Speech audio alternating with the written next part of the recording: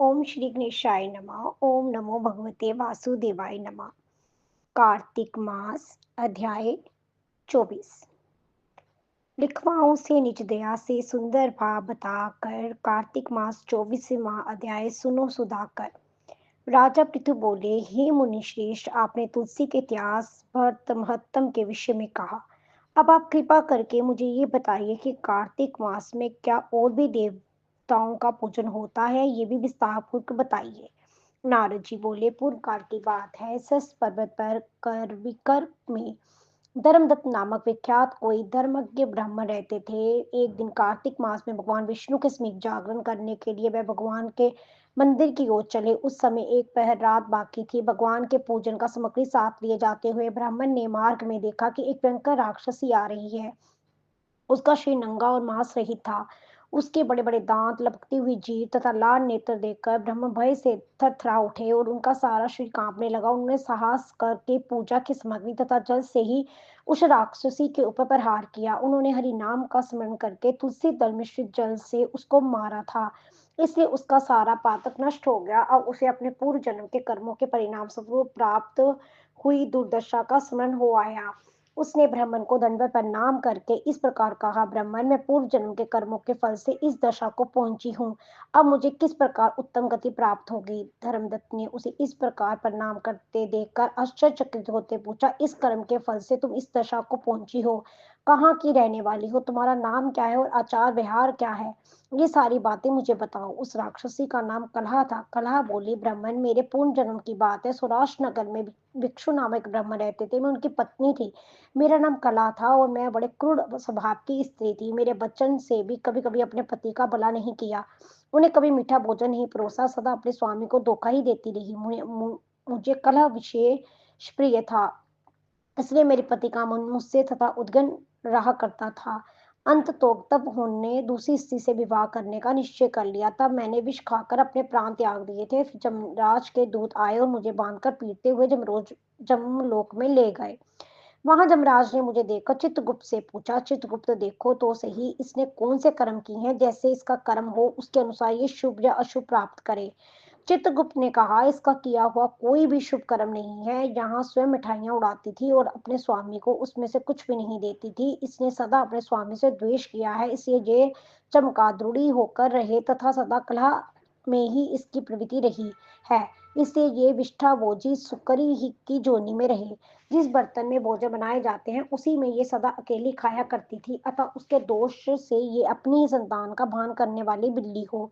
इसने अपने पति को निमित्त बनाकर आत्मघात किया है, इसलिए ये अत्यंत निंदनीय स्त्री प्रेत के शरीर में भी कुछ काल तक अकेली ही रहे।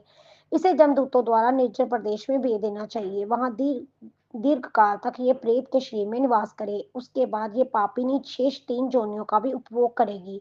कला ने कहा, विप्रवर, मैं वही पापिनी कला हूँ। इस प्रेत शरीर में आए हुए 500 वर्ष बीत चुके हैं। मैं सदैव भूख प्यास से पीड़ित रह करती हूँ।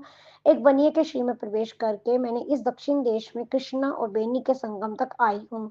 जो ही संगम तट पर पहुंची तो ही भगवान शिव और विष्णु के पार्षदों ने मुझे बलपूर्वक बनिए के शरीर से दूर भगा दिया। तब से मैं भूख का कष्ट सहन करती हुई इधर उधर घूम रही हूँ। इतने में ही आपके ऊपर मेरी दृष्टि पड़ गई। आपके हाथ से तुलसी मिश्रित जल का संस्कार पाकर मेरे सब पाप नष्ट हो गए हैं। द्विज श्रेष्ठ, आप ही कोई उपाय कीजिए। बताइए, मेरे इस शरीर से आप और भविष्य में होने वाली भयंकर 3 जोनियों से किस प्रकार मुक्त होंगी। कला का ये वचन सुनकर धर्मदत्त उसके पिछले कर्मों और वर्तमान अवस्था को देखकर बहुत दुखी हुआ। फिर उनसे बहुत सोच विचार करने के बाद धर्मदत्त जी के कथन की कथा का वर्णन 25वें अध्याय में किया गया है। ओम नमो भगवते वासुदेवाय नमः। ओम श्री गणेशाय नमः। ओम नमो भगवते वासुदेवाय नमः। कार्तिक मास अध्याय 25।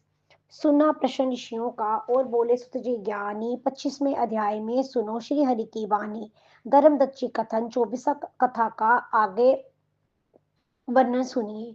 तीर्थ के दान और व्रत आदि सत्कर्म करने से मनुष्य का पाप नष्ट हो जाते हैं, परंतु तू तो प्रेत के शरीर में है, अतः उन कर्मों को करने की अधिकारिणी नहीं है। इसलिए मैंने जन्म से लेकर अब तक जो कार्तिक का व्रत किया है उसके पुण्य का आधा भाग मैं तुझे देता हूँ, तो उसी से सदगति को प्राप्त हो जा।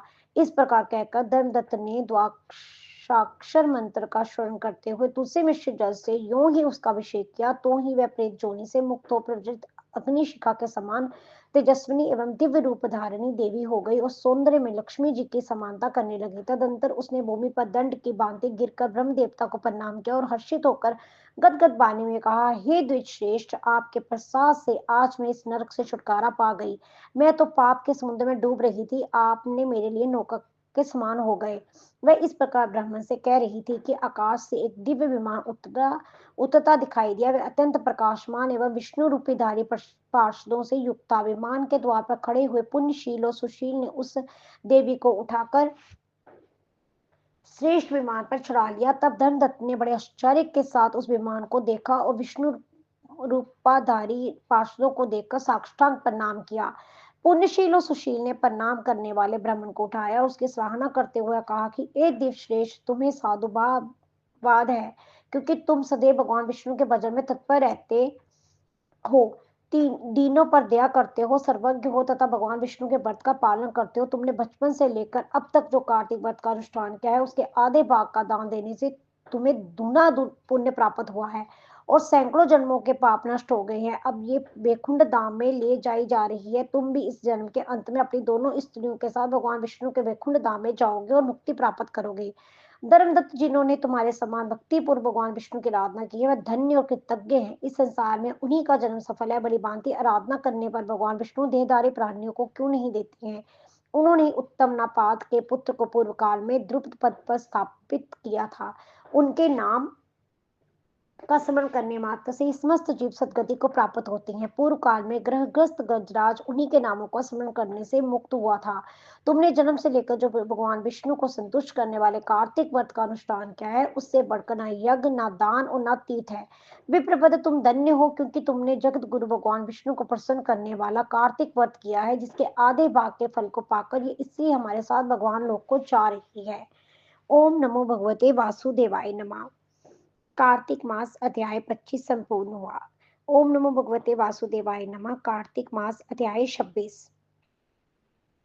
कार्तिक मास महत्तम का 26 अध्याय श्री विष्णु की कृपा से आज तुमको रहा बताए। नारद जी बोले, इस प्रकार विष्णु पार्षदों के वचन सुनकर धर्मदत्त ने कहा, प्राय सभी मनुष्य भक्तों का कष्ट दूर करने वाले श्री विष्णु के यज्ञ, दान, व्रत, तीर्थ सेवन तथा तपस्याओं के द्वारा विधि पूर्वक आराधना करते हैं, उन समस्त साधनों में कौन सा ऐसा साधन है जो भगवान विष्णु की प्रसन्नता को बढ़ाने वाला तथा उनके समीप्य की प्राप्ति कराने वाला है। दोनों पार्षद अपने पूर्व जन्म की कथा कहने लगे। हे देवश्रेष्ठ, आपका प्रश्न बड़ा श्रेष्ठ है। आज हम आपको भगवान विष्णु को शीघ्र प्रसन्न करने का उपाय बताते हैं। हम इतिहास से प्राचीन वृत्तांत सुनाते हैं, सावधानी पूर्वक सुनो। ब्राह्मण, पहले कांचीपुरी में चोला नामक एक चक्रवर्ती राजा हो गए थे। उन्हीं के नाम पर उनके अधीन रहने वाले सभी देश चोल नाम से विख्यात हुए।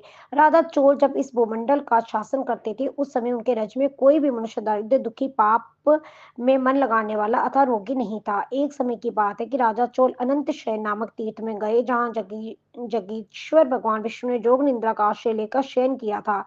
भगवान विष्णु के दिव्य विग्रह की राजा ने विधि पूर्वक पूजा की। दिव्य मणि, मुक्ता फल तथा स्वर्ण के बने हुए सुंदर पुष्पों से पूजन कर साष्टांग प्रणाम किया। प्रणाम करके जो ही बैठे, उसी समय उनकी दृष्टि भगवान के पास आते हुए ब्राह्मण पर पड़ी, जो उन्हीं की कांची नगरी के निवासी थे। उनका नाम विष्णुदास था। उन्होंने भगवान की पूजा के लिए अपने हाथ में तुलसी दल और जल ले रखा था। निकट आने पर उन ब्राह्मण ने विष्णु सूक्त का पाठ करते हुए देवाधिदेव भगवान को स्नान करवाया और तुलसी के मंजी तथा पत्तों से उनकी विधिवत पूजा की। राजा चोल ने जो पहले रत्नों से भगवान की पूजा की थी, वह सब तुलसी पूजा से ढक गई। ये देखकर राजा कुपित होकर बोले, विष्णुदास, मैंने मणियों तथा स्वर्ण से भगवान की पूजा की थी, वह कितनी शोभा पा रही थी, तुमने तुलसी दल चढ़ाकर उसे ढक दिया। बताओ ऐसा क्यों किया? मुझे तो ऐसा जान पड़ता है कि तुम दरिद्र और गंवार हो, भगवान विष्णु की भक्ति को बिल्कुल नहीं जानती। राजा की ये बात सुनकर द्विश्रेष्ठ विष्णुदास ने कहा, राजन, आपको भक्ति का कुछ भी पता नहीं है, केवल राजलक्ष्मी के कारण आप घमंड कर रहे हैं। बतलाइए तो, आज से पहले आपने कितने वैष्णव व्रतों का पालन किया है?